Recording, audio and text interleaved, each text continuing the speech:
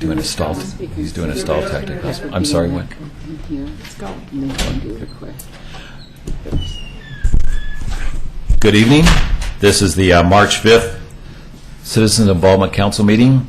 For all those just tuning in for the first time, this is a combination meeting of all the neighborhood representatives and some of the city staff who provide reports. Tonight's meeting will go about 3.5 hours because whenever we say an hour, it goes that long. So if we say that, it may only be an hour. You never know. So call to order by Chris. Berkeley Hills, Walter White, he's excused. Don Wright. Here. Howard Post. Paul Edgar, Kenema. Here.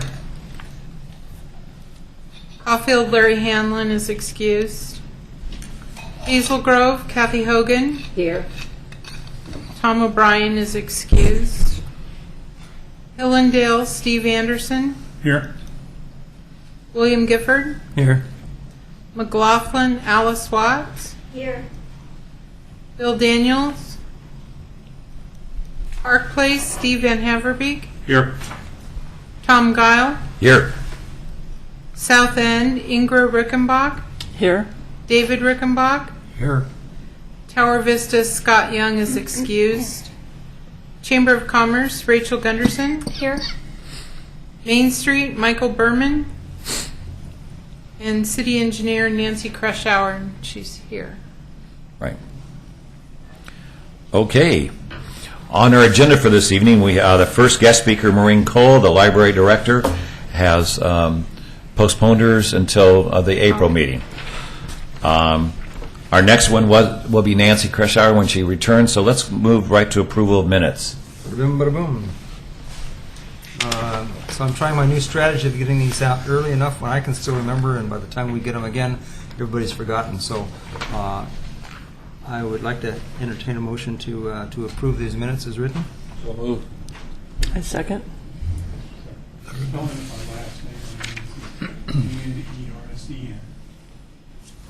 Just a second. So that was Don. Don And I- moved, And I think and Inga second. I didn't know about your spelling. I'm sorry. That's all I right. didn't know about your spelling. And where are you? I usually just I kind of just paste this forged stuff. ahead without checking your spelling. Ask him the I'm sorry. password. Anderson. Got it? darn it, we thought that if we liked that, we would be able to give you a presentation. Just about. Yeah, okay. With that change of Steve's last name, spelling, Yep. call for the vote. I was going to. I was waiting for you to make that. Okay, with the changes, all those in favor of approving the minutes from the February 6th meeting, please say aye. Aye. Opposed? Abstained? Okay, they pass. And there she's going again. She's going in. She may get locked out again. It's a plot. That way, she's the only one on the agenda this evening. That way, we don't need to deal with that. I will say until Nancy gets out there, where she's. Are you going to be out there to do it? Yes, I am. I will say that under 6, under new business, 5 under old business, Larry's not here this evening to discuss proposed changes to Clackamas Park. So when Nancy's completed her presentation, we'll move right into new business number 6, and we're almost done. Oh, except for Kathy. That'll be 3 3/4 hours Have me go first, and we'll be done quick. under new business.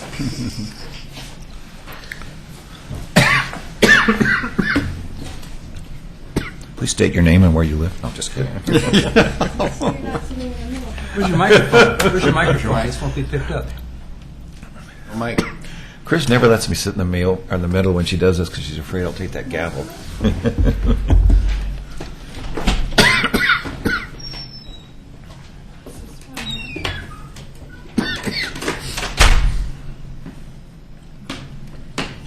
Does that wireless work? Over Now let's get this meeting going. Dang it! Larry isn't here. We can take Larry's.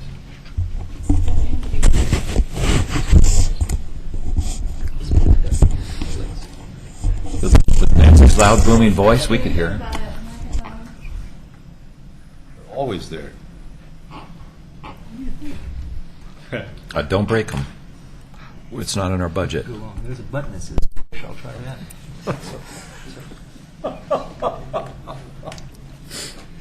Isn't it over there? You're the engineer. Figure it out.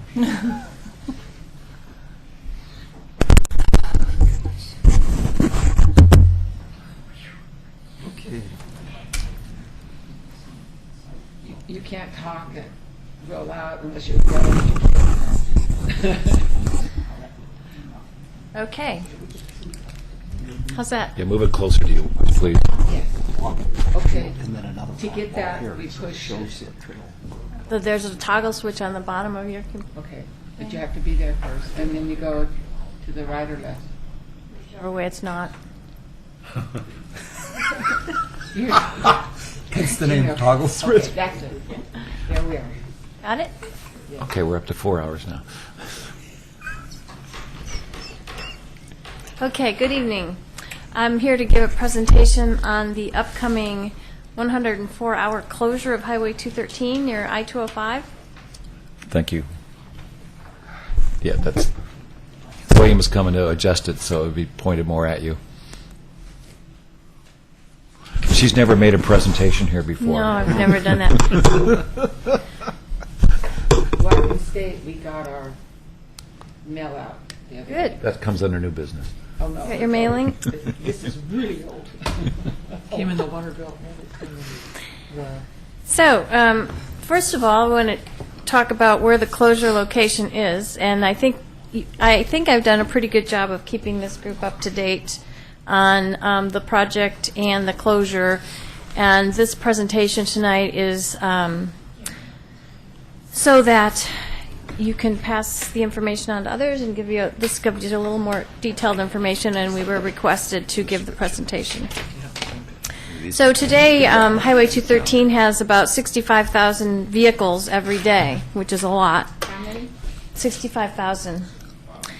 And if typical numbers of motorists attempt to travel through this area during the closure, then we're going to have what I'd like to call a catastrophe. I hope it doesn't happen, but there is a way to avoid a catastrophe, and that is to steer clear of this area during the 104-hour closure.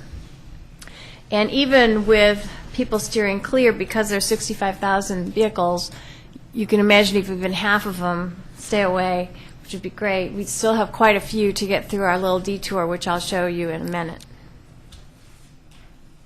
So a little background, as you all are aware, these are the existing conditions on the highway, and we elected to do this project because of the, Tom, can you just tell us what kind of delays you see at this location It can be backed all the way From up time from to time. 205 all the way up the hill some mornings. regularly at times? Yeah. And that's not even with an accident. It's yeah. just something on 205 way down the road, baby. Right. So there's a lot of weaving that occurs also. Some of the reasons why this occurs is because there's so much traffic. But another thing is if you're coming off of I-205 and you're trying to decide, oh gosh, am I going to Washington Street? Am I turning left at Clackamas River Drive? Am I going straight? All kinds of things are going on in those lanes that causes traffic to get confused, and then that slows it all down. There are also, of course, a lot of demands to turn to Washington Street and on Redland. I mean, this is just a very busy intersection. The project improvements is we are going to add lanes on Highway 213.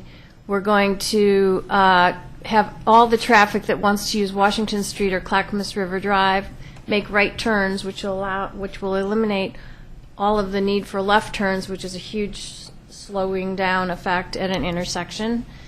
And we're also, we'll put Washington Street underneath Highway 213, and with that, we're also going to have sidewalks and bike lanes on Washington Street that goes underneath. Right now, crossing 213 on a bike or as a pet is a nightmare. We anticipate that the jug handle will end up giving us up to 30% additional traffic capacity that'll help with the immediate congestion relief and also probably 20 years of expected growth. And that analysis included the development of the landfill as well as Park Place concept plan and Beaver Creek Road concept plan. There's also a lot of growth occurring out in the county which impacts this intersection. So this 4-day closure is being carefully planned by our contractor Mowat and the city and the engineering consultant because we want it to come off as smoothly as possible. There's there are a number of reasons why we've had to do what we're calling rapid bridge construction, which is what you see, you can kind of see on the screen. The bridge is actually being constructed right next to Oregon 213. And if you drive by there today, it's just sort of sitting there waiting to be moved. It's really kind of cool. Oh, that's being moved into place? That is, they're That's not what's bringing it gonna in? move into Oh, that's place, being yeah. lifted in there, okay. And how high for the trucks going underneath it then? How much is clearance? High enough. I'm trying to remember what the ODOT standard minimum is for. I'll have to get back to you with that number, Kathy. I can't remember what Because the I was minimum wondering is. if somebody was moving something really big. Well, if it's really big, we'd have to check because you need special permits for those kinds of Okay, things. so there's going to be a height limit. Yes. Yes. Yes. But it's going to be more than adequate. Yeah. Yeah, for normal. It says here. Yeah. in Vehicles. fine print. Wasn't 14.9 at think that's- 14th at the trestle? I think that's the minimum. Yeah. So, but I'd want to verify that number for you. So there are a number of reasons why this rapid bridge construction makes sense, and one of them is because we couldn't build the bridge. What you can do with highway bridges is you build them half at a time. So you close down one half of the highway, build the bridge, then you open that up, and then you build the other half of the bridge. That we couldn't do because, oh my gosh, I mean, 213 we would have had the catastrophe for a year and a half instead of 4 days. And so then the other thing is sometimes what you do is you'll just build a bridge, a temporary bridge for traffic to use, and then build your bridge in place and then take the other one down. Well, there's really not a good place to put a temporary bridge out there because you've got the railroad, you've got I-205, you've got the interchange, you've got Metro. Not a really good place for a temporary bridge. So this particular construction technique was the one that was chosen. And this technique also, because of all that, the intricacies of either A, building a temporary bridge, or B, shuffling the traffic around, this is a much quicker way to complete the project. Can I ask another question? Mm-hmm. Because now you got the other map one too. You want this No, one? Yeah, the one you got on now. Okay. When you're talking about this closure, once this is over, because I don't understand if are they doing that by the railroad tracks, cutting those trees all down already? That's all done. Everything's totally done, so there will be no more closures for that project. Just totally, there's no more to do later. Your microphone needs to be on. They can't hear you. Oh, I'm sorry. Maybe it's Okay, better. I can There ask you the go. question again. I can ask it. So that means there will be no closures after this. Foreseen. Not of lanes on Highway 213 during the day. Okay. They still might have to do some closures, but like they've been doing it, they've only been able to close a lane at a time at night Okay. when we don't have the heavy traffic. So this is our little temporary detour, and I say little because it does not have a lot of capacity. These are for the people that really have to get down there and get through, or they forgot, or they thought, oh, I'm going to be the only one that's going to go this way because everyone else is going around. And what this detour does is if you're coming down or going either way on I-205 or coming up from 213, you will be, it's hard to, but you'll be, if you're coming down I-205 and you would normally want to take 213, you're going to be, you will not be able to get off of 205. Those ramps will be closed. Do you have your pointer thing? Can the floodlights be dimmed somewhat? Is that possible? You have more slides after this that there's a need to dim think them. I it's don't know where there. the dimmers are. Isn't it right here? Chris was sitting right by it. That, Some kind of magic button there.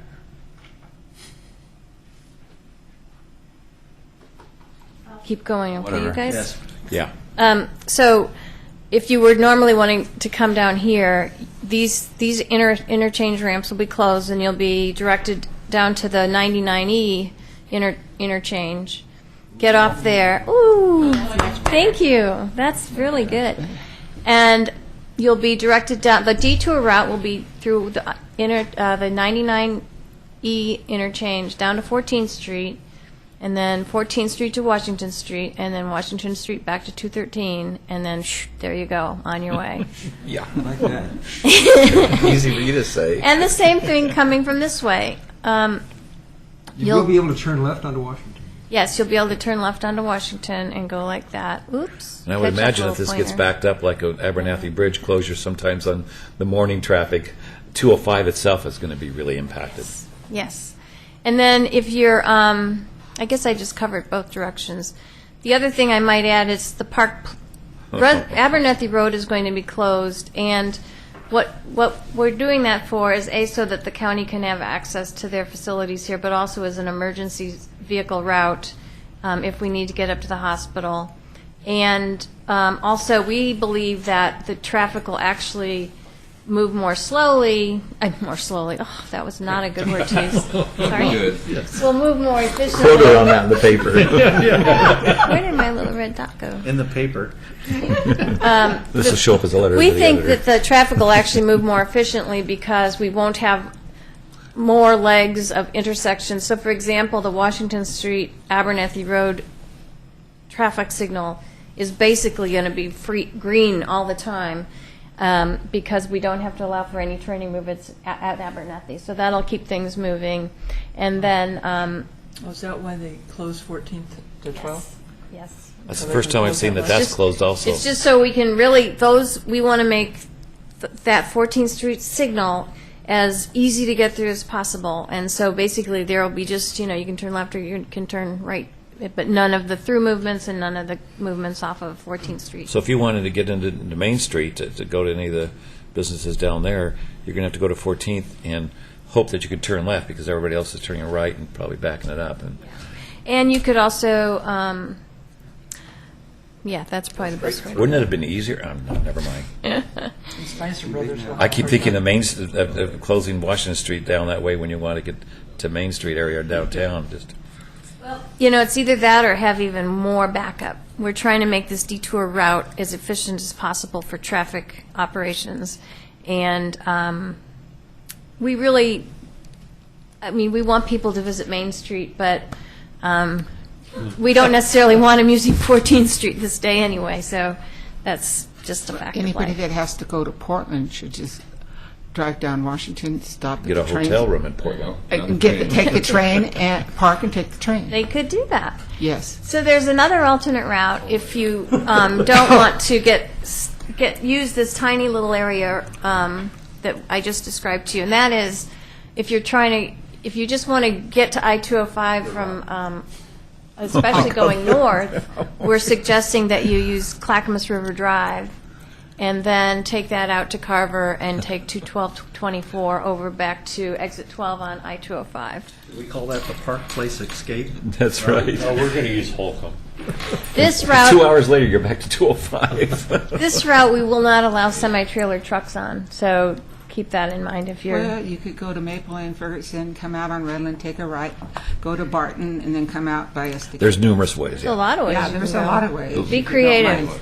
And Helicopter. at this location, we realize that if you're going this way and then you want to make your left turn from Carver onto 224, that is a real nightmare. So we're going to have flaggers down there that will actually be manually directing the traffic so they can get those left turns, keep them moving.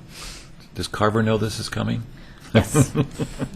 Oh, But we should tell them you might as well stop and have a bite to eat. To Carver. Right? Fair. Good place, put out a spread. That's good. The other route that we're going to be signing is the route to the west side of Oregon City. And this is also no semi-trailer trucks will be allowed. And this one is, you'll just take Beaver Creek Road before you go into the canyon. Or if you're coming up from downtown, you would take South End Road up. So it's Beaver Creek Road, Warner, Milne, Warner, Parrott, South End, and then to South Second, and then down to McLaughlin Boulevard. So are you going to get a waiver weight restrictions on South End? There already are, I believe, some permanent weight restrictions on South End. But you're looking Maybe at it's putting Center some Street. trucks onto a weight restricted No, road? no semi-trailer trucks will be allowed on this route. And is anybody going to push them through the tunnel to get through Yeah. to the freeway? Some people are going to find new areas of Oregon City they've never seen before. I know that. I know that. Well, I've seen Lemonade that. stands, man. Big time. I hope you don't mind us making light of Get some some. Girl Scout cookies out Maybe there, a little you know? schnapps in them. Buy up some Girl Scout cookies and sell them. There's going to be one more detour route that is signed, and it'll be way, way south of Oregon City. So the idea also is to try to avoid 99E. Even though we're detouring people over to it, that's still going to be really, really busy. And so one of our other routes is if you're farther south in Clackamas County, like around Malino, those areas, there's going to be a detour route set up, and we'll have it soon on our website. It'll take you through Canby, but rather than getting from Canby to 99, it'll direct you over to I-5 and just take I-5 over. Up. Yep. Okay. We have, as you can imagine, been doing a lot of outreach because I think what I mentioned at Rotary the other day was that when it's all over, I mean, if we had our way, we would hope that almost everyone in the Portland region knew something was going on here and to stay clear.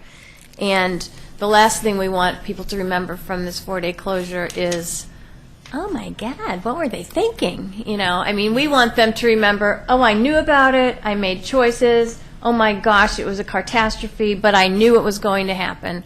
Or I stayed home. People can tell stories about it. You know, when we had our preparedness events last fall, in some ways this is kind of like preparing for the earthquake or the, in that is we're preparing for a 4-day closure of 213. And some folks may not be impacted by it much, but others might really decide, I'm staying home, I might take the days off, I might work at home, whatever.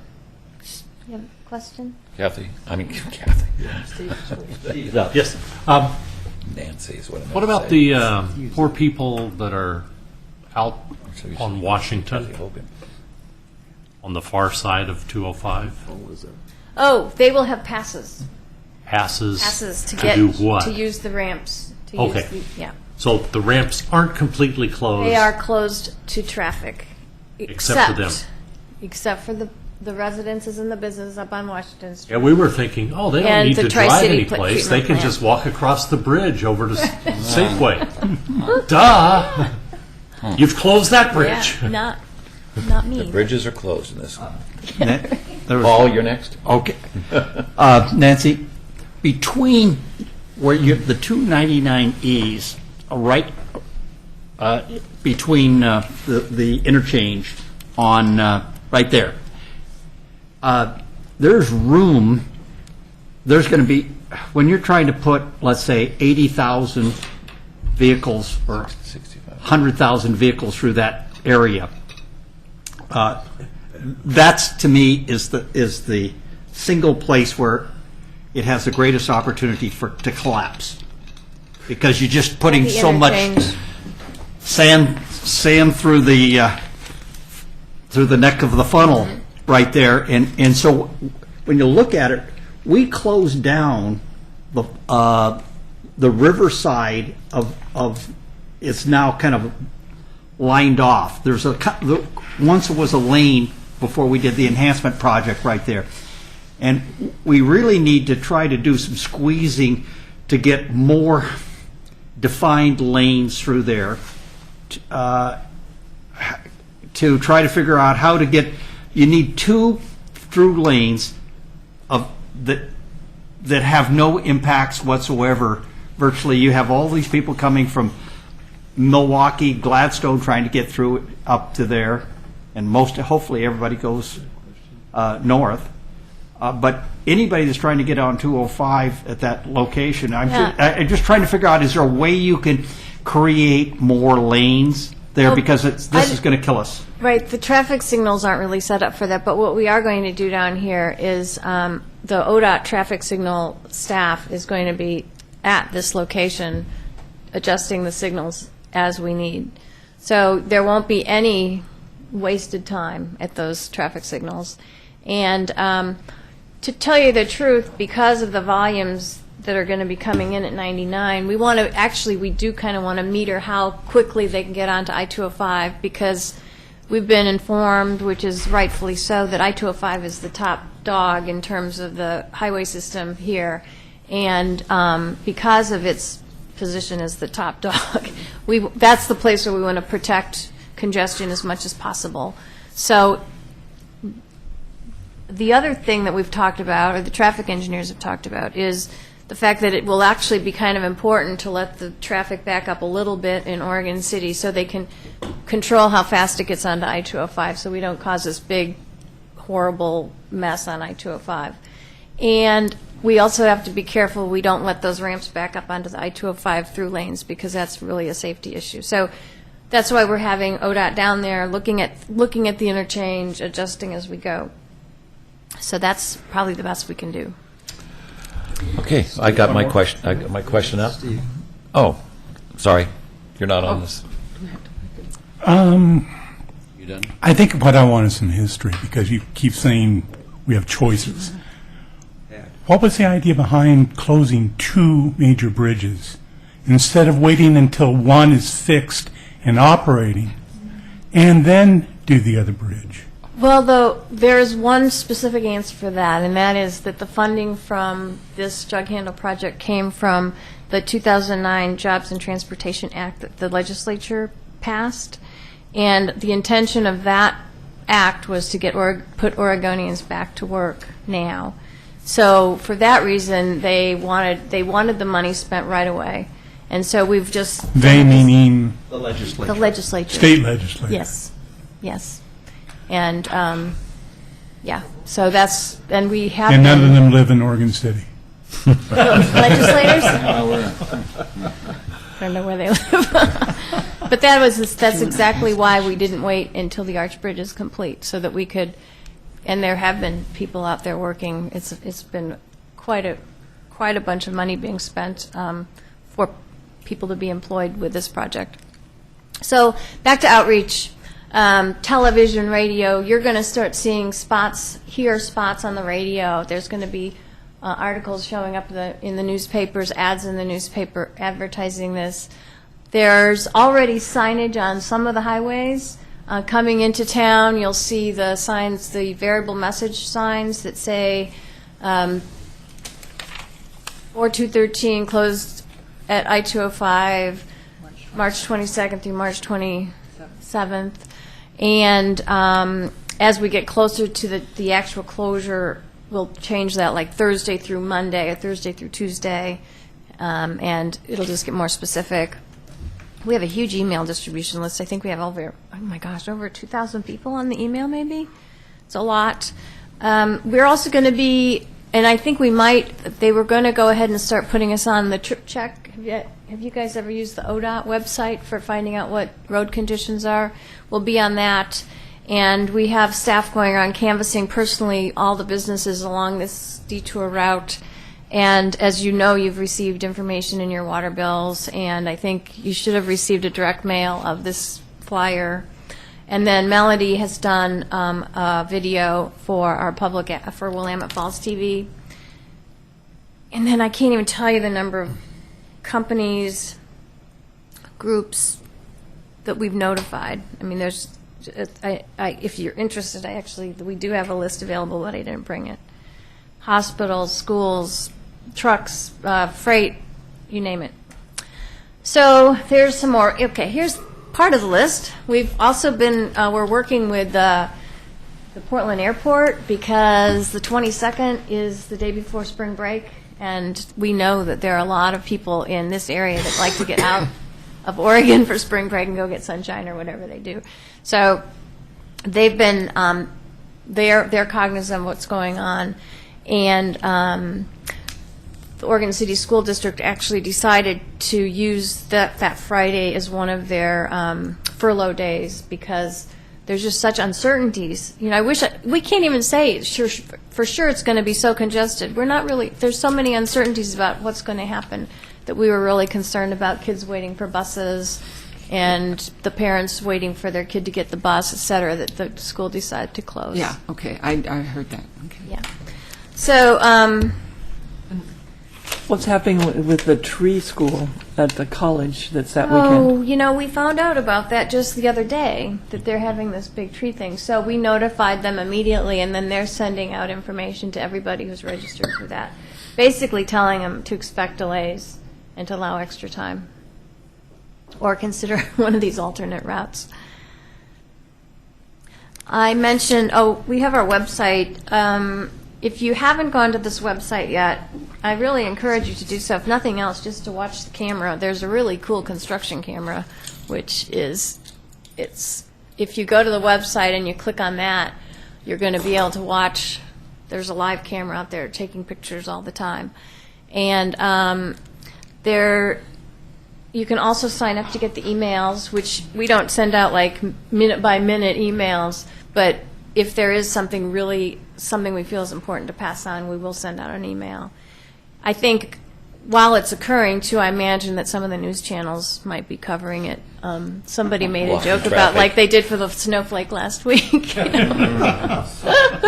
You can count on it.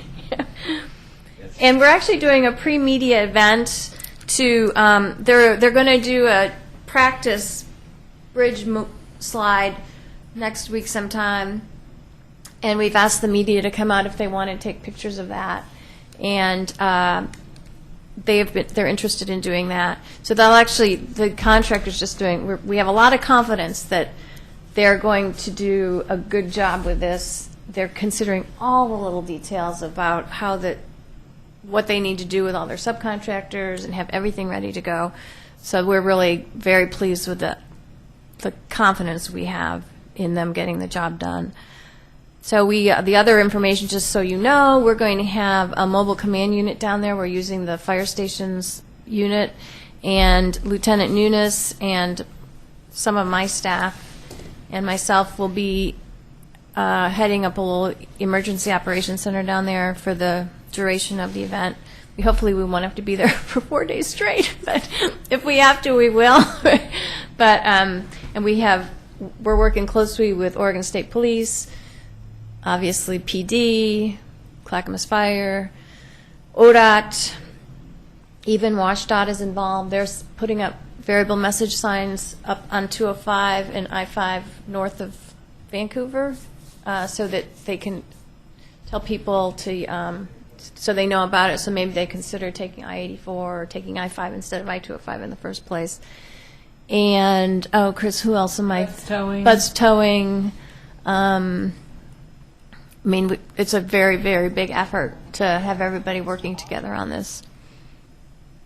Yeah. Okay, got a few questions for you. Okay.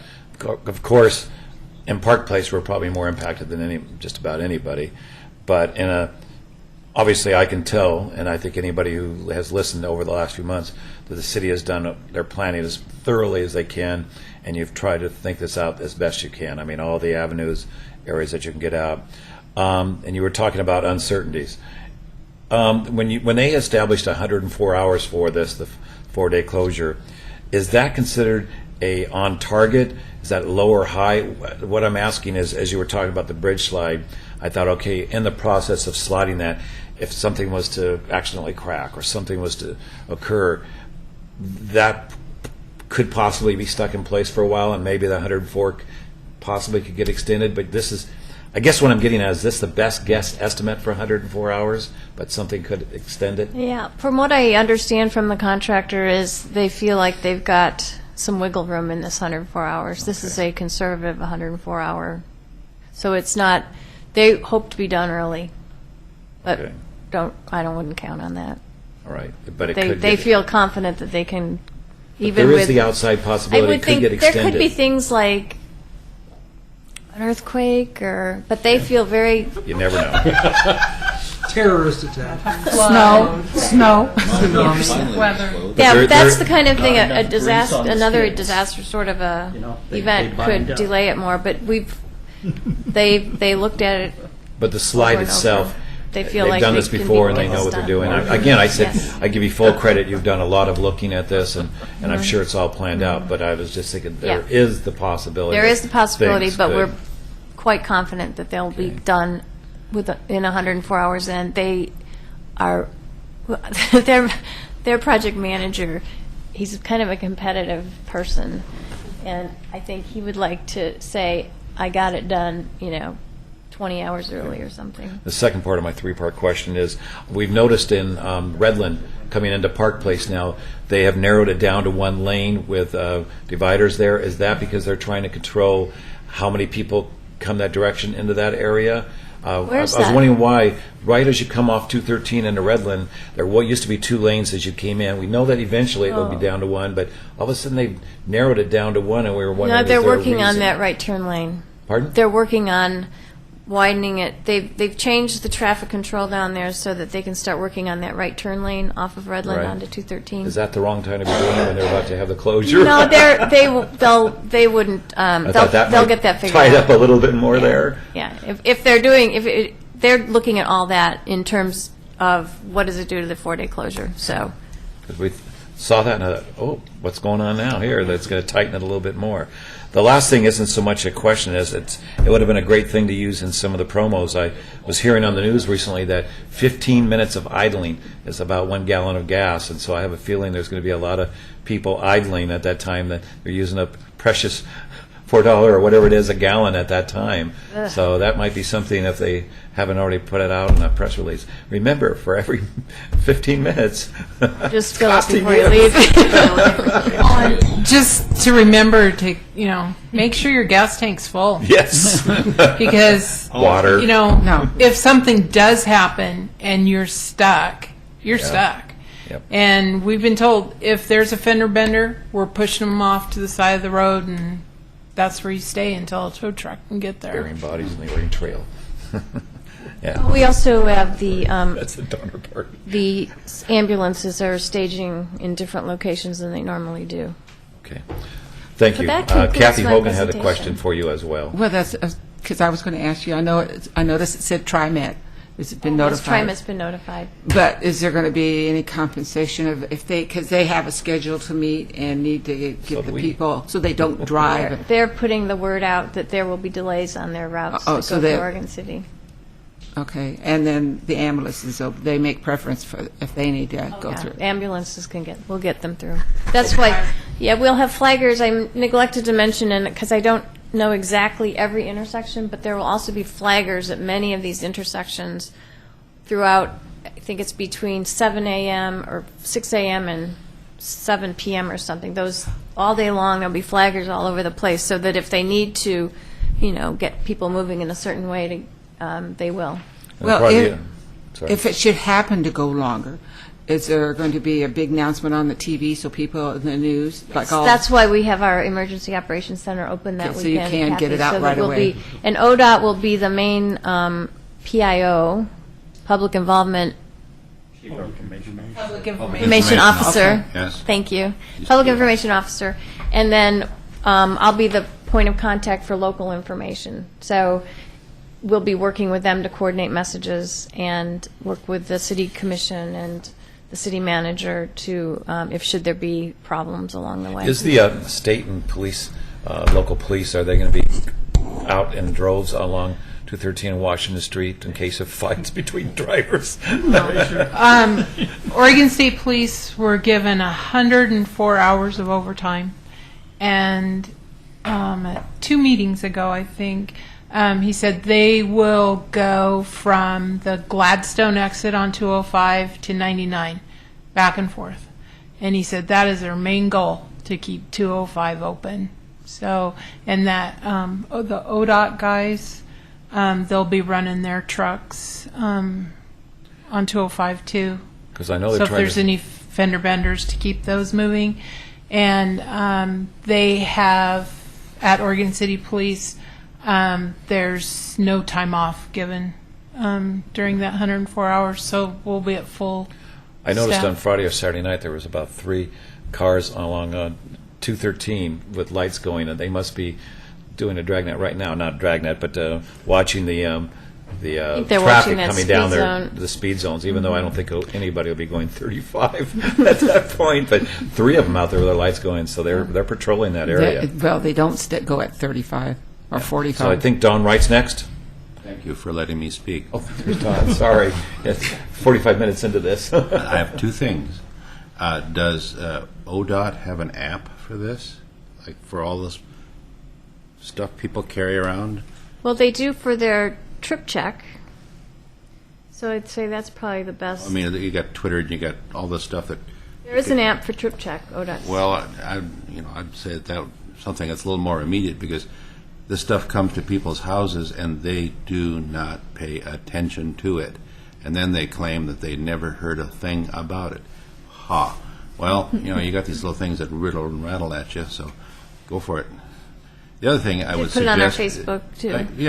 A different name for this thing is autopocalypse.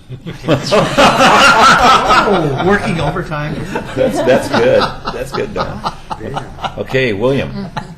2 questions, Nancy. I know a lot of attention has been given to the closure here, but in the bigger picture, I was wondering, when is the project expected to be completed? The project That's is question 1. expected to be completed in October, and then that'll be the main finishing up. But there's always all the little stuff you have Of to course, yeah, wrap yeah. up, but October is when we believe the contract will be done with the majority of the work. So pretty close to the Archbridge reopening. The Terrific. day before. You're going to feel great. Secondly is, I'm curious about the budget. Do you know the accountability points on that? How are we doing on budget on that? We're doing very well. We just did a partway through look at it really carefully to see how much we need to finish the project.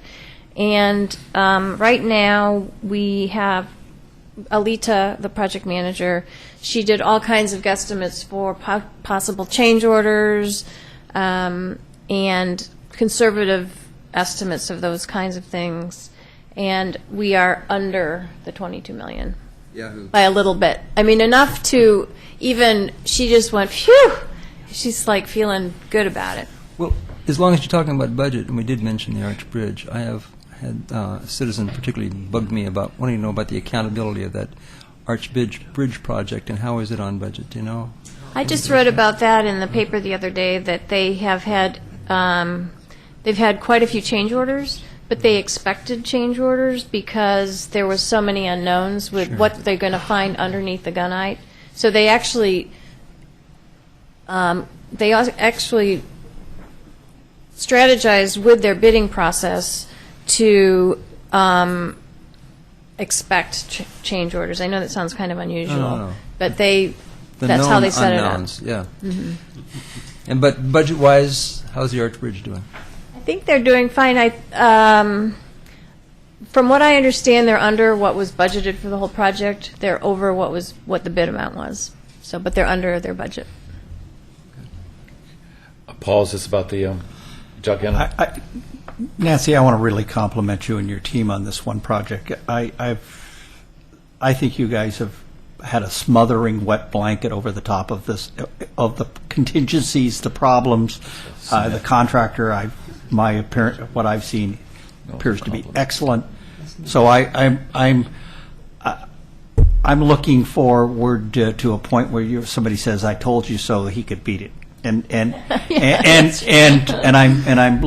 confident that the team, everybody that's on this thing is just really top drawer. This is going to be, I think we're going to be something to be really proud of. We pulled it off, and I think it's going to be part of a community pulling it off. I just think it's going to happen. I really do. I feel more comfortable and confident that this thing is going to happen a lot more than the old bridge. This one, all the ducks are in a row. Yeah, I think you really have got the ducks in a row, and this effort even tonight to kind of Yeah, do it. but It's you just guys can another share one the of those. information with Another your one of neighbors. those things that you're really, it's been an all-out effort. And really, just congratulations to everyone. Okay, Paul, what is it that you want now? No, so this is just, I know, it was nice to compliment her. This has really been good. I think if we continue to do things like this, this is setting a high bar. Yep.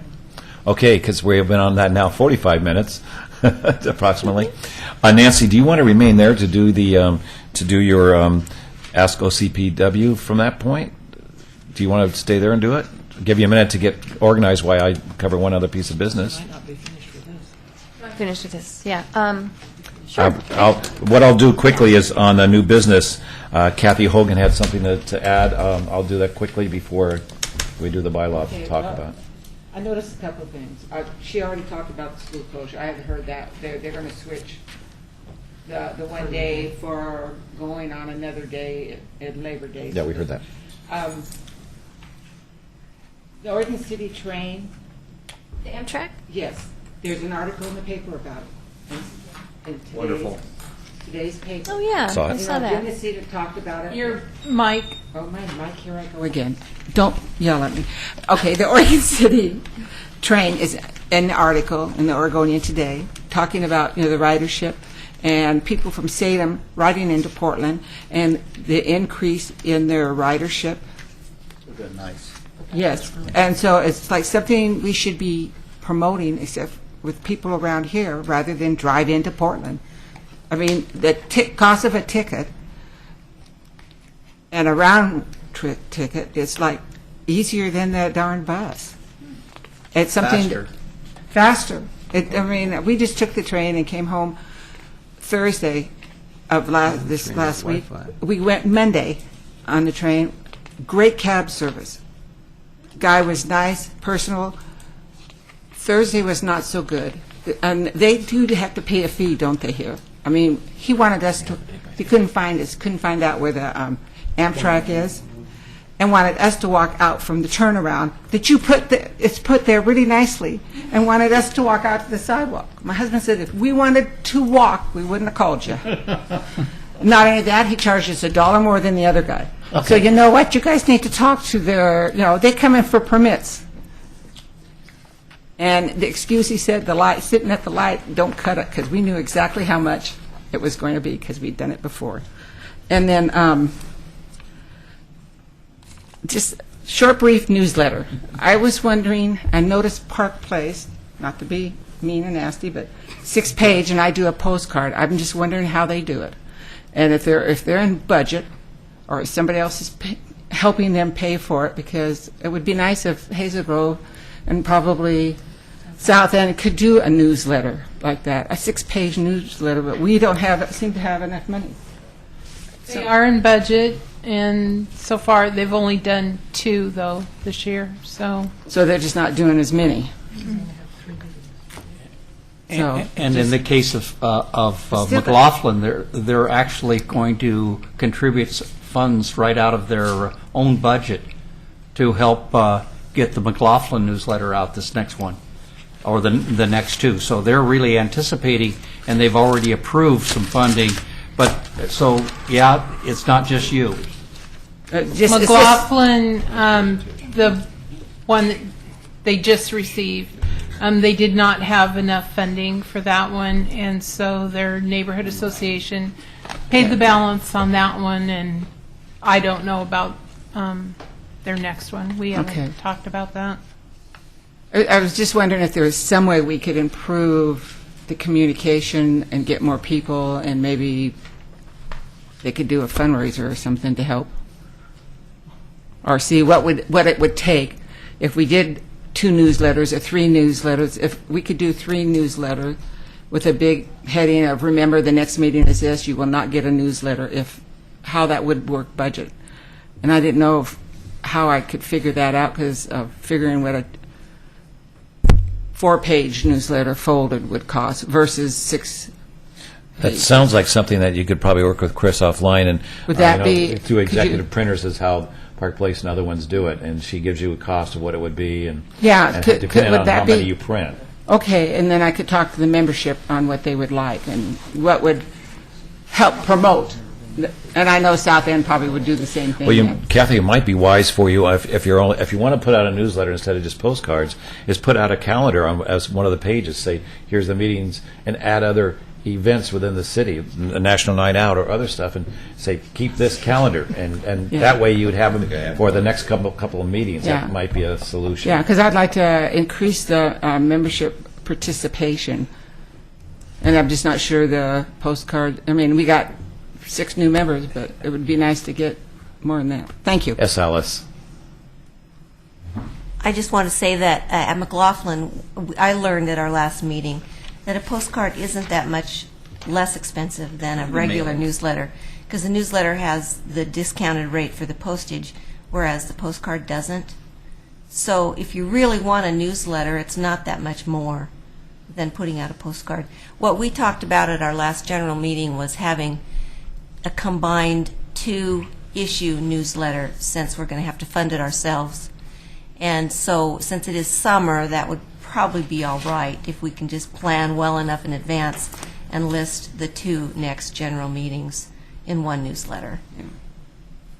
Maybe we could have some kind of get-together to figure out how to formulate and do that, do a better newsletter? Yeah, I've done a newsletter, but and it was a 4-page, and it was great because I took the person that was my editor and copied and pasted. But it just seemed like we couldn't afford it, so we just dropped it. Again, kind of like we said, the best thing is to work with Chris. She has the budgets, and she had gone out for all of us last year, I think it was, and gotten pricing from Executive Printing and some of the other ones, so we all had a better idea of what the expenses would be. Okay. You have meetings how often? 5. And we have 3 a year at Park Place, so. Yeah. Okay. Anyway, work with Chris. She's got all that information. Okay. Also under new business, was a new template for bylaws. We had talked about this briefly last week and last month, and had postponed it until tonight because Chris was going to be meeting with David Frazier, but in a conversation I had with David, he said it really wasn't about bylaws necessarily, or is there something more you might have, Chris? I did have a meeting with the city manager and the mayor to discuss the neighborhoods and the CIC. And regarding the bylaws, we did talk about the array of different bylaws that each neighborhood has. And that's, I think, part of the problems that some of the neighborhoods have had. And so we talked about a template, and to come up with a template set of bylaws, and then, where there are certain areas that each neighborhood is able to put in their own information. How many times do you meet a year? Locations, elections, things like that. And we've already figured out the wording for the boundaries, because it used to be, it'd say, from the northwest corner, and so we have that all changed, so that doesn't need to be. So I'll send that out in email form. So are you telling us that they've already come up with a template for what they want for that, or? No. But we can put our kind of a group together or a committee and look at that. What the city manager wants is for the CIC to make a recommendation to the city commission regarding the bylaws template. Right. And to, with a set of minimum standards, and take that to a future city commission work session. Right. That's what I kind of had in mind when I approached this last month. So with that in mind, because we're not, when we talked about this last month, it's not that we're trying to tell all the neighborhoods how to write their own bylaws, but some things regarding who can vote and within the city limits, things like that. Some of those things need to be standardized, and then the rest of the rules can, if you need, as Chris said, can be more focused in on your particular neighborhoods. But I like to find out, I know that Tom O'Brien, and I know that at one point Scott Young had said he wanted to be on the committee. That'll be a while, but Tom's not here this evening, but I know he said he wanted to be on it, and I think Mike Berman, because he needed to see for his downtown. So right now I'm wondering who else would want to be on a committee, that we would not do this at one of these meetings, but maybe get together mid-month and say, okay, let's look at some of these bylaws and see what do we all think needs to be in there. So Exactly, in the evening, during the... probably an evening like this, we could plan a place once we I get a could committee try. together. See if So I- Kathy, you'd be interested? Yeah. And I know Tom O'Brien and Mike Berman. Is there anybody else who would like to be on, just in an exploratory to see what we can look at? William? Anybody else? Chris is going to be there, yeah? If she could be there, I don't know. It depends. You could participate in a committee like that. Yeah. Well, But we're going to be recommending to the city anyway, so. So, well, I'm going to say, if she couldn't, that's fine. We could get together, get it, the format, get what we are Because interested. Chris is our liaison to the city, but not an actual representative of the neighborhood. That's true. Yeah, so that if we could get it and then, have it I know all. because I know I had the discussion with David Frazier too, just prior to that meeting about this is what the focus or the vision is, and it's mainly to come up like you and I had discussed, and I said that you had agreed with me that there's some things that need to be. And I would be interested if you don't feel like you want to be on that little group of committee to at least send me some of your concepts in an email so I could share them with that committee if you don't want to. I can help on that committee. Okay, Alice? Okay, so great. So we have Kathy, Tom, Mike, Alice, and myself. And the Hazelville Wrestling Farm neighborhood bylaws are on the website. I noticed Chris got And that's all- fine. She's got all my minutes on there, too. Then that's fine. I mean, again, we're... Yeah, so you could get it up there. So let me kind of formulate how we approach this, and we'll get together. who's on that list again? It's Kathy Hogan, Tom O'Brien, Mike Berman, Alice Watts, and myself.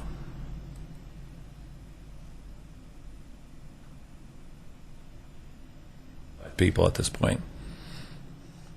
Okay? Got that, Chris?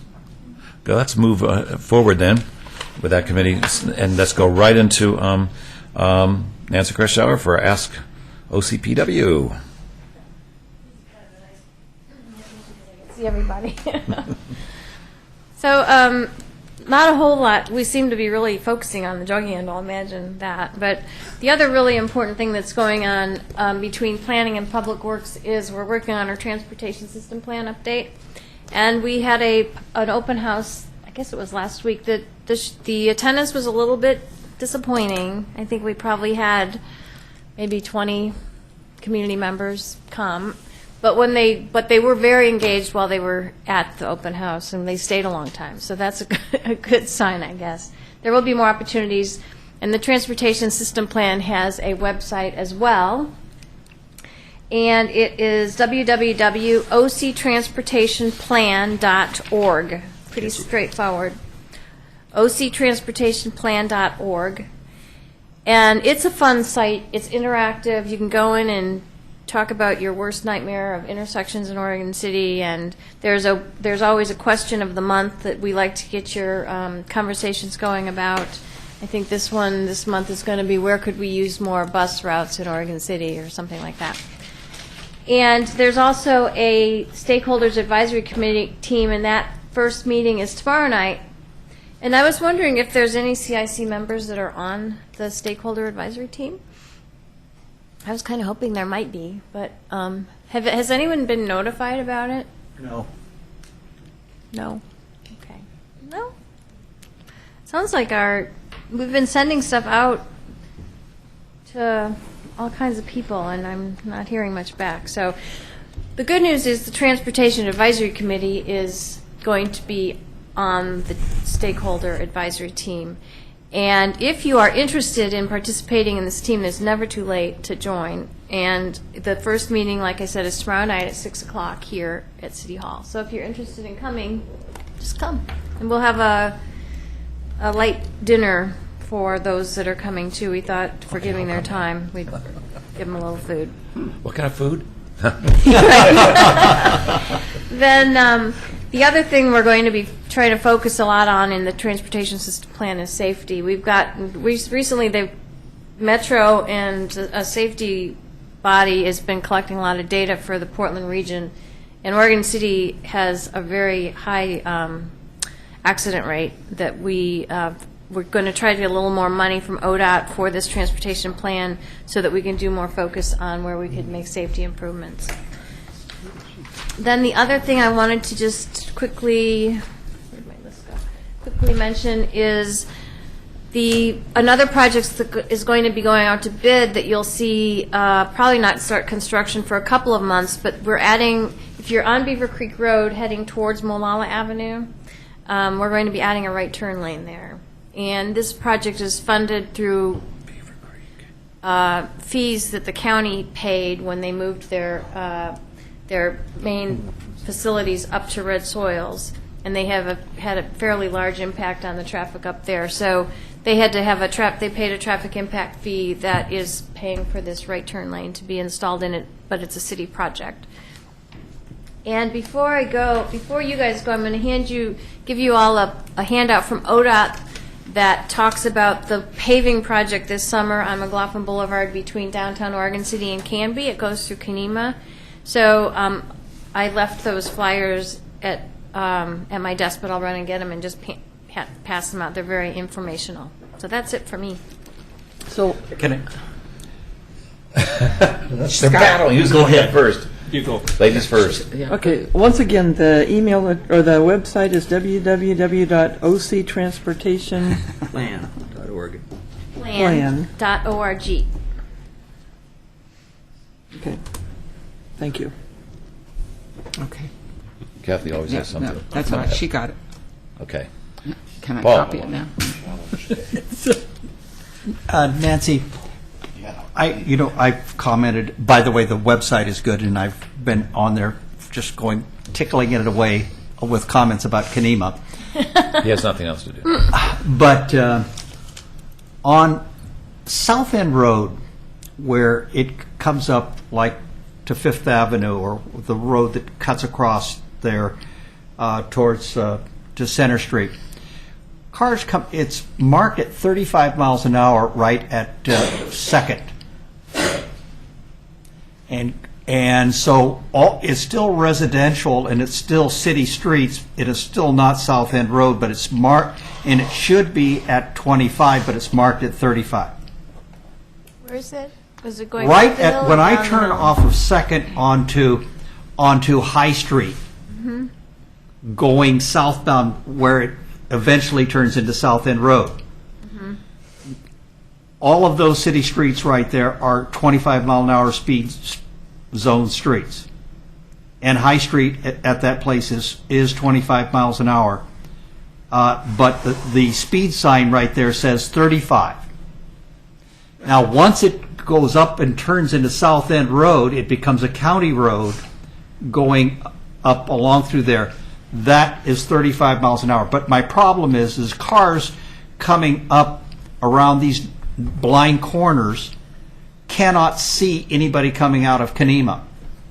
So when you're coming out of Kenema and they're going uphill, they're going at 40 miles an hour because they're powering. And so you're trying to turn out from a dead stop.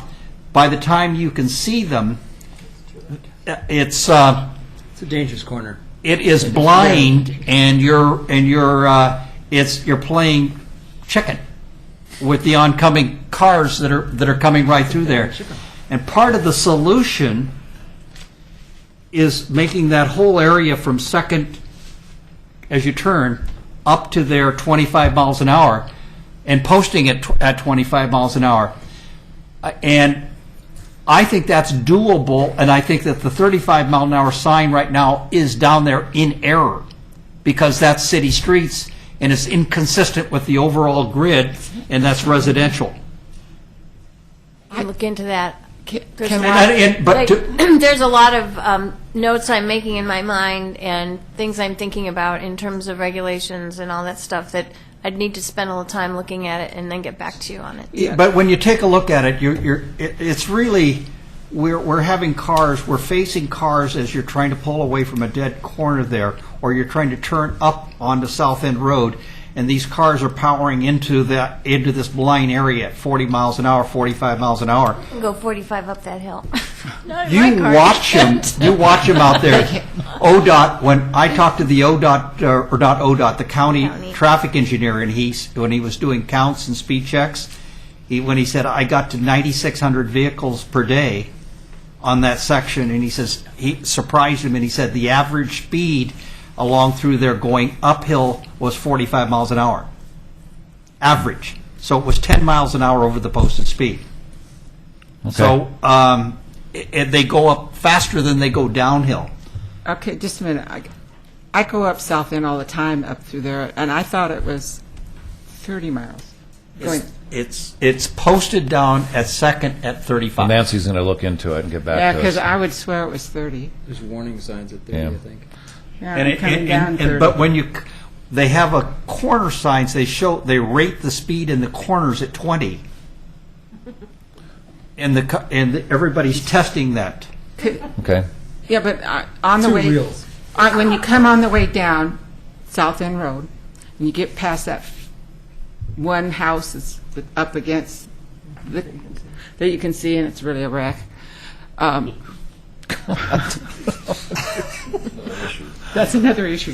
And you get down to where that side road is. It says 30 going downhill. I know it says 30 because I go and look to make sure I'm going no more than Okay. 35. Go check out the signage and Yeah.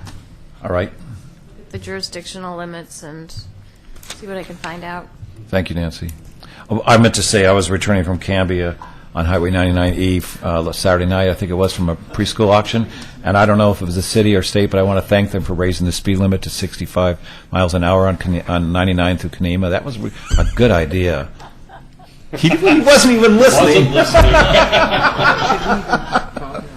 Dang. Did you notice that new 65-mile-an-hour zone on 99 coming through Kanema now? I got home so quick.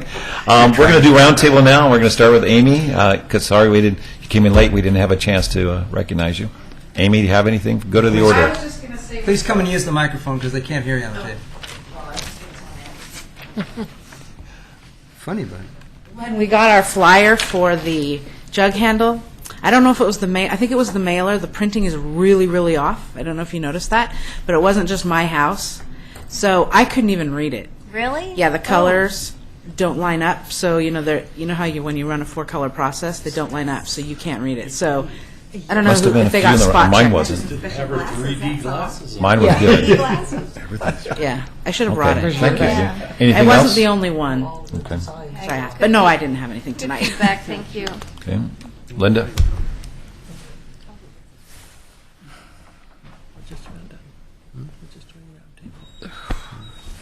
Park neighborhood is going to take part in the citywide cleanup, and we have 2 spots that we're doing out of however many that Nancy has, and we could use more help. And so when people are thinking about coming on that Earth Day cleanup, April 18th, please consider doing the 2 spots with us, and we'd really April appreciate 18th? April 18th. time? 8:30, I think, is at the park, Usually meet down at the park. and then to 12:30. The spots. Our spots are Redland, Holcomb, Abernathy, right there where our sign is, and the other Ditches and side, stuff? The ditches and stuff, or? there's no ditch there. It's on the other side of the I'm road. sorry, I don't know the area. Is it a junkyard? Is it brush? Is it ivy? What are you Cleanup. what are you cleaning up? Litter. It's more than litter, because we'll be putting down mulch. We'll probably be cleaning up Blackberries. It's a garden blackberries. area that they clean up and make it look nice for that. Yeah, and then the other one is at Clackamas River Drive and, what's that street? Right where Tri-County Temp is, they're up on the hill. And so we do a lot. Forsyth. Forsyth, thank you. And there's a lot there, so. And this is assuming by April 18th that traffic is dissipated from that. Yeah. It's not moving, and I'll be real safe. And then also, Park Place neighborhood scheduled a Holcomb Road cleanup, or is planning on a Holcomb Road cleanup on May 18th, and so if anyone wants to join us, we'd love to have you. And also, I came up because I know that it's not just you and your neighborhoods, but our neighbors watch too, so I'd love to have our neighbors especially. Okay. Alice? I don't have anything. Okay. Oh, you had a nice meeting last week, and you had some guest speakers? Well, Nancy. And Eric. And Eric? Oh, that's right. Underwood. Eric Underwood. Yes. Well, I still have nothing. I like that. Okay, we're next to Steve, and I noticed that we skipped over number 8, committee reports. So, Steve, if you'd like to at least talk about, is there any land use committee issues?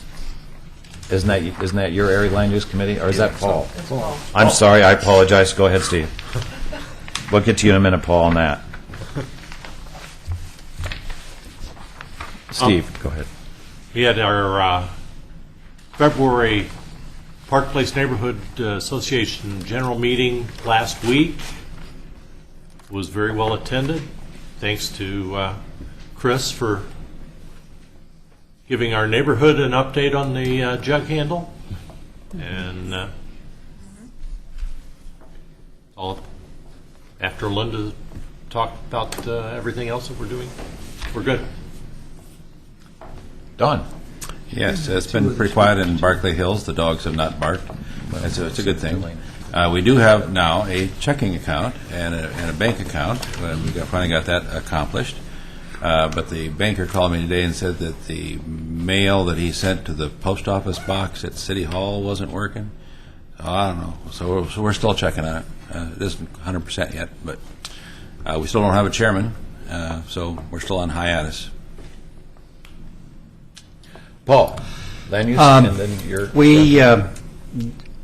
Kenema, we were looking at whether the Kenema Neighborhood Association should put a baby changing station into the new restroom at the Children's Park. And I sent out an informal poll via the email to a lot of people, asking everyone's opinion, primarily in the neighborhood, but most around, with a lot of different people saying, is this something we really want? Because we had requests. And I was in favor, and I was going to go out and actually buy one and put it in. And I got permission from Scott Archer to do that. But in the end, it ended up with that informal poll that I didn't get a majority or the type of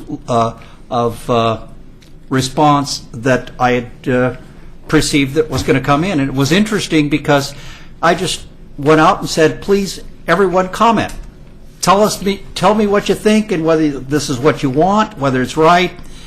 And the results came in and it wasn't favorable, so we're not putting it in. But what we may later on, if the demand comes and proves itself out, revisit it. But right now, we're putting it at hiatus. The other thing is we're going to have the grand opening of the Children's Park probably in the first part of April.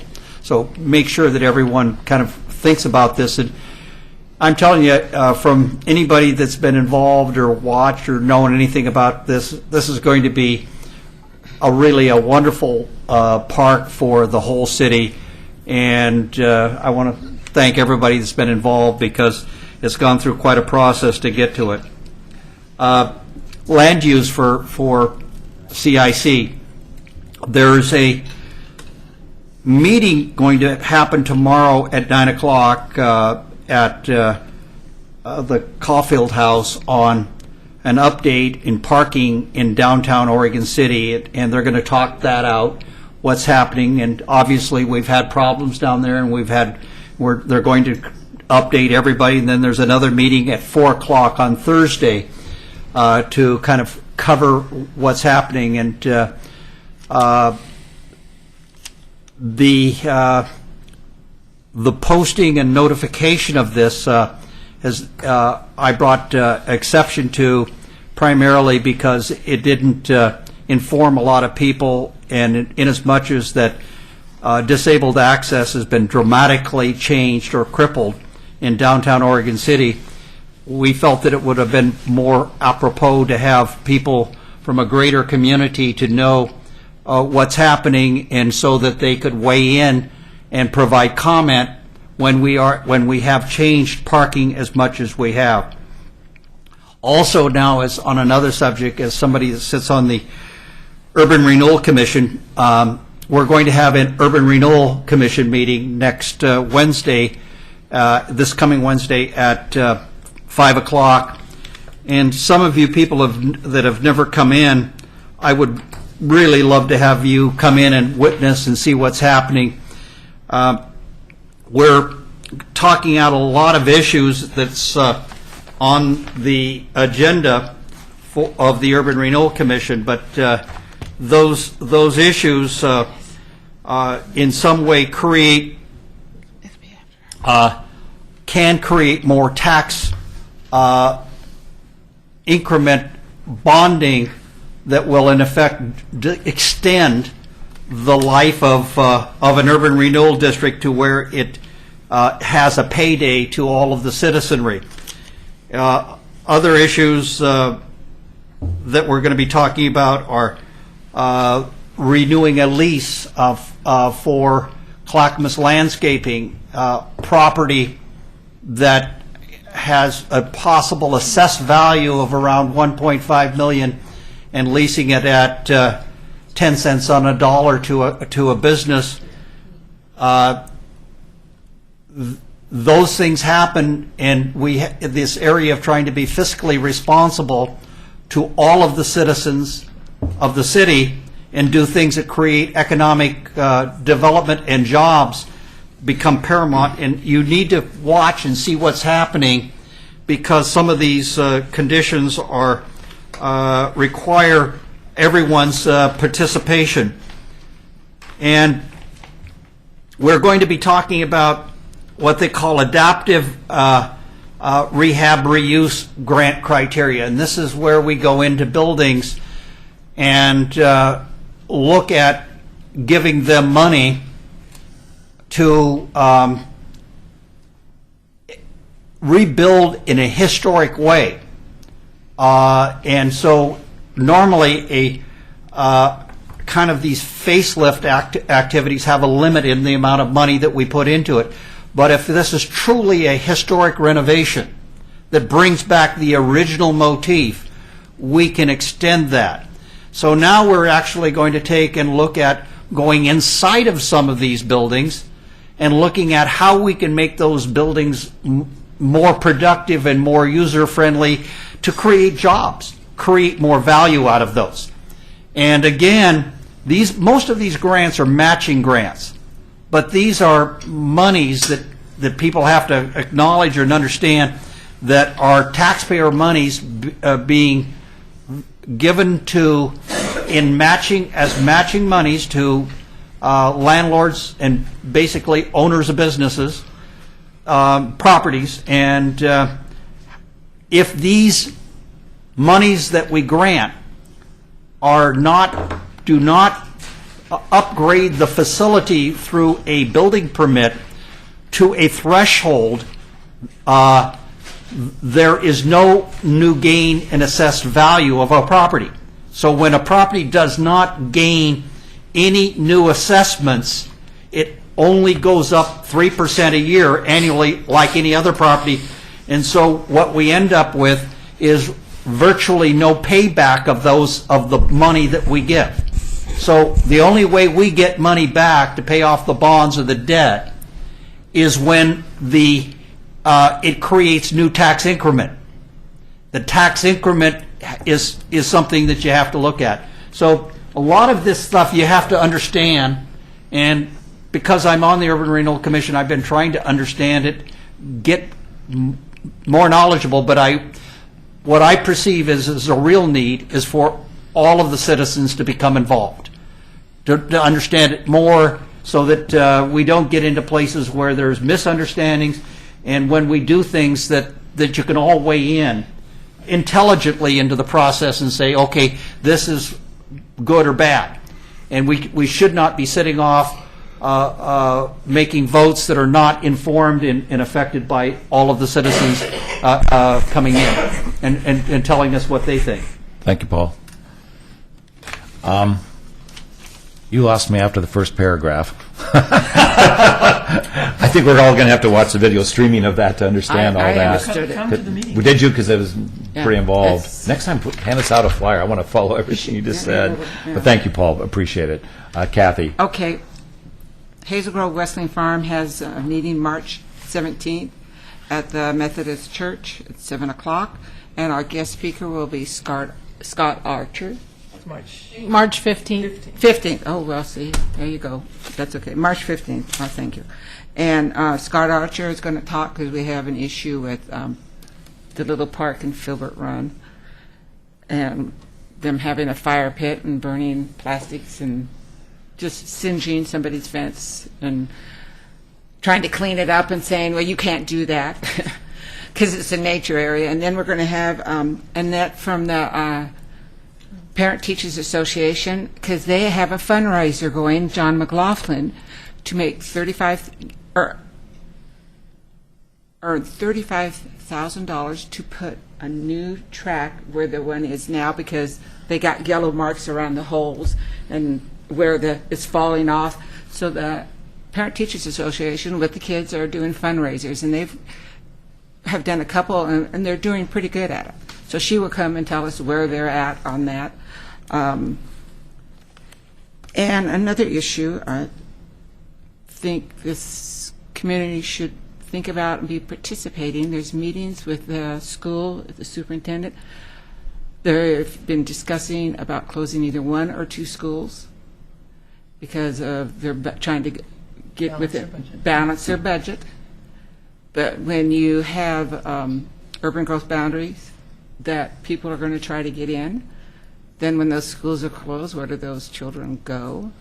And so people need to come, and they are having, you can probably look at the website for the school district or call them and ask when their budget meetings are going to participate. Okay. Ingrid. The South End Neighborhood Association is also meeting on the 15th of March, and our leadership, our chairman of the neighborhood, has been working with a program, and I think it's called the CWE program, Community Work Experience Program, and he's working with a Professor Height at Clackamas Community College, who's in political science, and he has an intern that's going to come to our steering committee and then also to our neighborhood committee, or our neighborhood meeting, and he's going to be developing a survey, and they think he won't be able to get to all 1,400 homes, but to make a survey that would go and get a representative amount of information as to what people think about some of the issues or what the issues are and how to meet them in our neighborhood. And one of the underlying principle or purposes of this is to see if we can get more people interested in knowing that there is a neighborhood association, and so that then we as leaders can know what people are concerned about. So the student is going to be getting 4 hours of credit, and he has to write up a paper. And so Norm is going to be, that's our chairman, is going to be his field mentor, and then Professor Height is his political science professor. And so they're going to be working together. This is a federal program, and the goal is to have hands-on community experience so that when they graduate from college, they have something that they can say they've done for a community.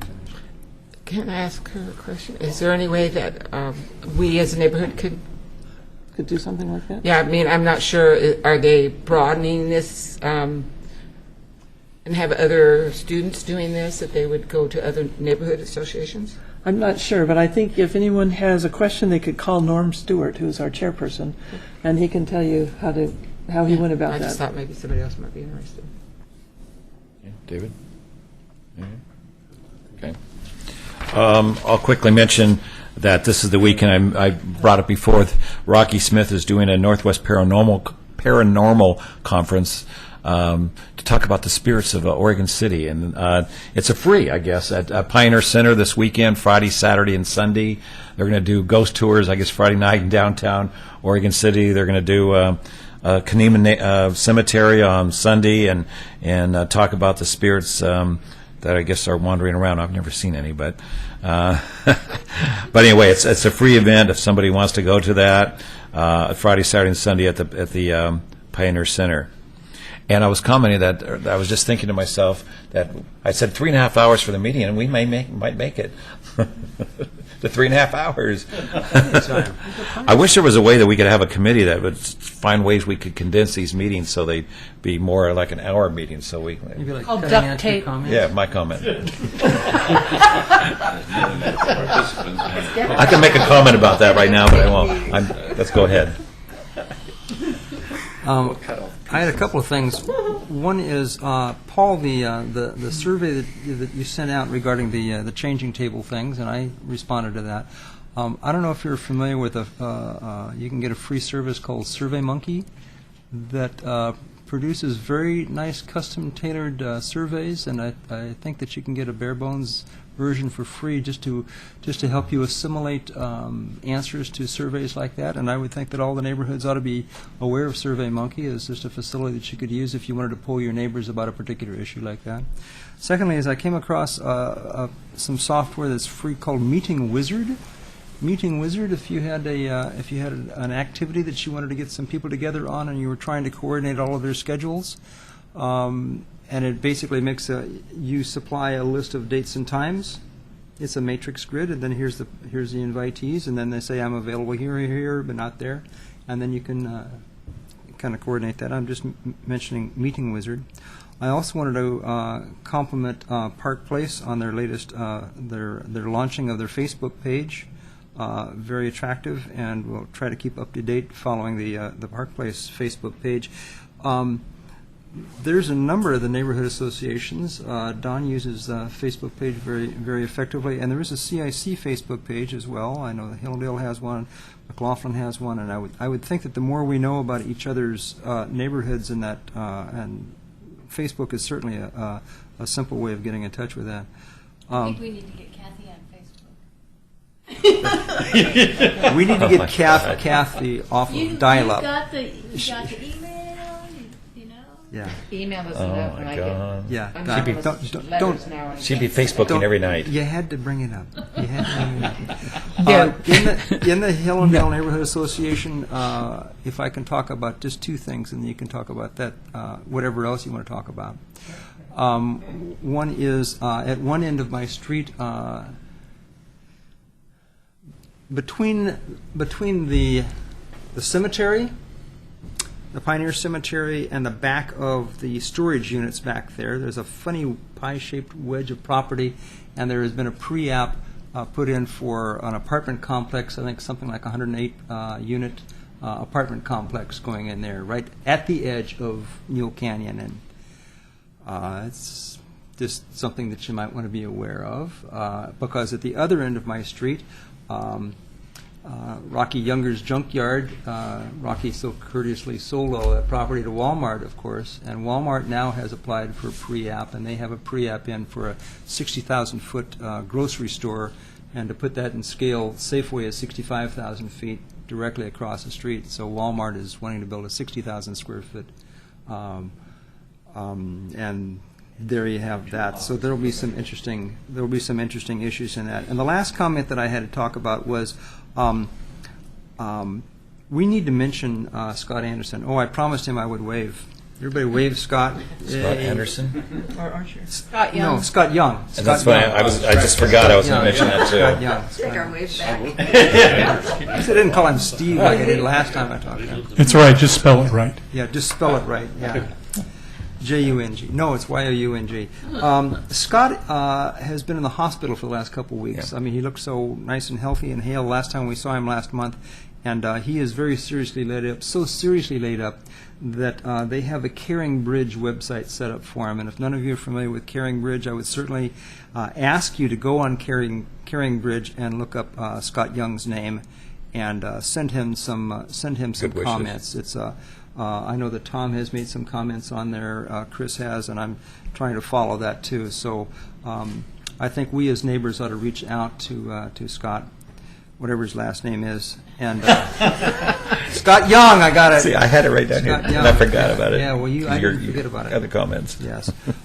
Anyway, so Caring Bridge is the name of the website. I don't know if it's caringbridge.org or .com or one of those things. Put in Caring Bridge and you'll find it. And put a little shout out to Scott because he's having some very serious issues. Yeah. Hurry back, Scott. You're supposed to be on the bylaws committee. Oh, yeah. Best of luck to you. Okay, Nancy. I don't have anything else. Okay, Chris. Just a couple things on Saturday, April 7th, Rivercrest Park, 10 a.m. sharp, is the egg hunt that is being sponsored by the city and the police department. And we have some good news for the police department. Last week, Chief Conrad promoted 2 of our officers to sergeants. Detective Pat Lynch is a new sergeant starting this week, and Detective Cynthia Gates is a new sergeant, and she will be going out on the road probably in a couple months, which gives her time to wrap up her cases in the detective unit. And probably by the end of this week, the chief will make his announcement as to who will be his new lieutenant. Lieutenant Lisa Nunes is retiring effective May 31st.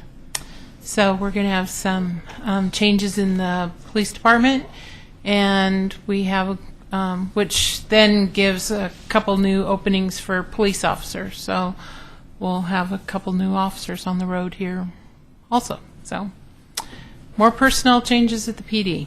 So, but 10 o'clock sharp for the Easter egg hunt. It's going to be fun. We're going to do a couple different things this year. You want to mention Tower Vista? Yes. And in Scott Young's temporary absence from Tower Vista, they are going to be meeting on March 14th, which is a Wednesday, 7 p.m. at the Ainsworth House. And William and I told Scott that we will keep his neighborhood up and running until his return. And his co-chairs. And yeah, Steve Tam is his co-chair, and I'll take the minutes because Scott's wife Irene is the secretary, so she's got her hands full. So we're going to do what we can to keep that neighborhood up and running. So anyone who would like to join us, please do so. Ooh, in the next Gaffney Lane meeting. Gaffney Lane is You need cue cards. April 26th.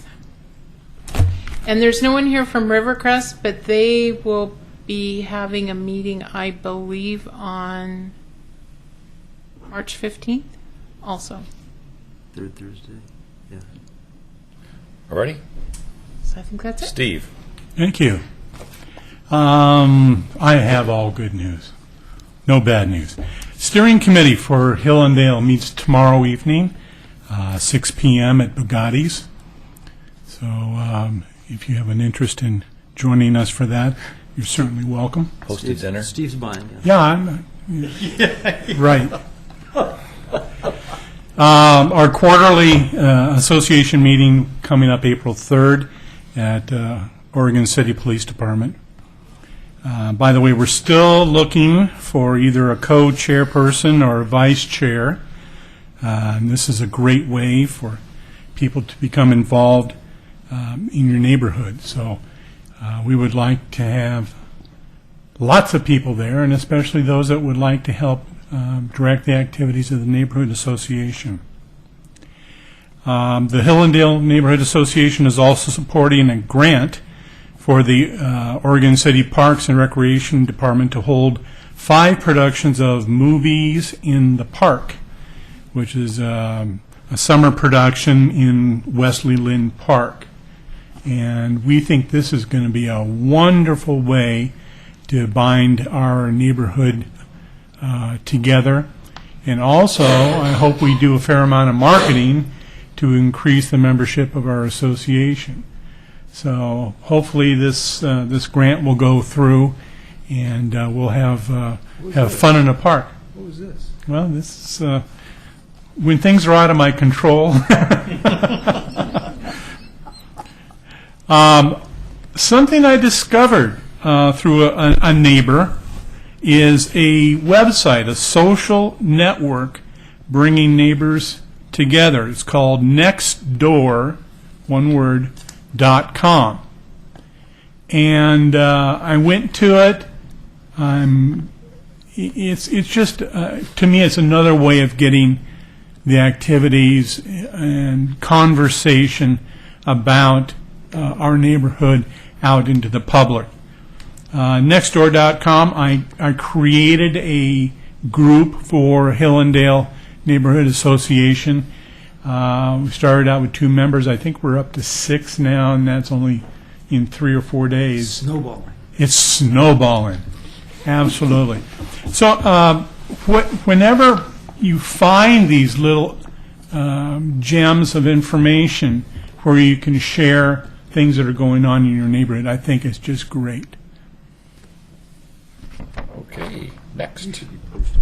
So speaking of little gems where you can share information, I have a few announcements to talk about with the Chamber, but our website, which is OregonCity.org, lists many events, but you can also use them to post your events. So just click the Events tab, and you can actually go on and post things about your associations, things about events that you have coming up, your church, your PTA, whatever.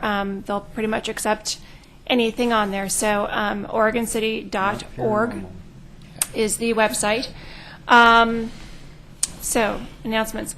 The Abernathy Chapel is opening soon. I don't know if anybody has seen that, but it's a wonderful. I was driving by and I went, I've never seen that historic building before, and like that's because it hasn't been there. They just built it. So the ribbon cutting for that is happening Wednesday, March 28th at 9 o'clock in the morning. However, this weekend on the 17th, they're having an open house, and I don't know what the time is, but I think it'd be kind of cool to just walk through there and see what they've done. It's a very neat-looking building. What's it called? What's that? What is it called? Abernathy? It's the Abernathy Chapel. Yeah, I think it's- So they're going to have a major event center going on down there with all their facilities and their gardens and everything. So very cool. We are hosting the Clackamas County Commissioner Candidate Forum Luncheon. This is happening Friday, April 6th at 11:30 at the Oregon Golf Club in West Lynn. So this is an opportunity to listen to the candidates for the Clackamas County Commissioner position. Can I ask, are most of these things on your website? Mm-hmm. Okay. Yep.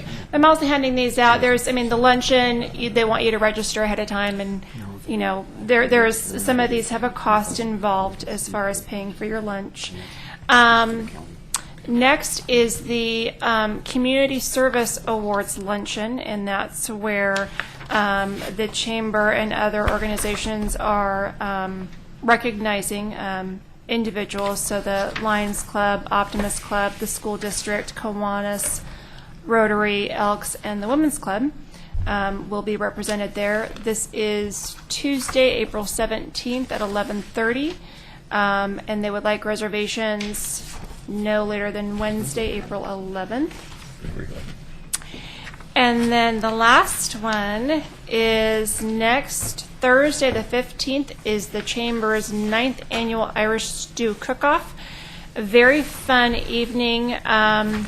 Essentially, you come, you pay $5 for a spoon, you get to taste people's stews, and it's fun. There will be entertainment provided by the Lucky Shamrocks. Mr. William Gifford is a part of that group. So you can just come and listen to William. Fate worse than death.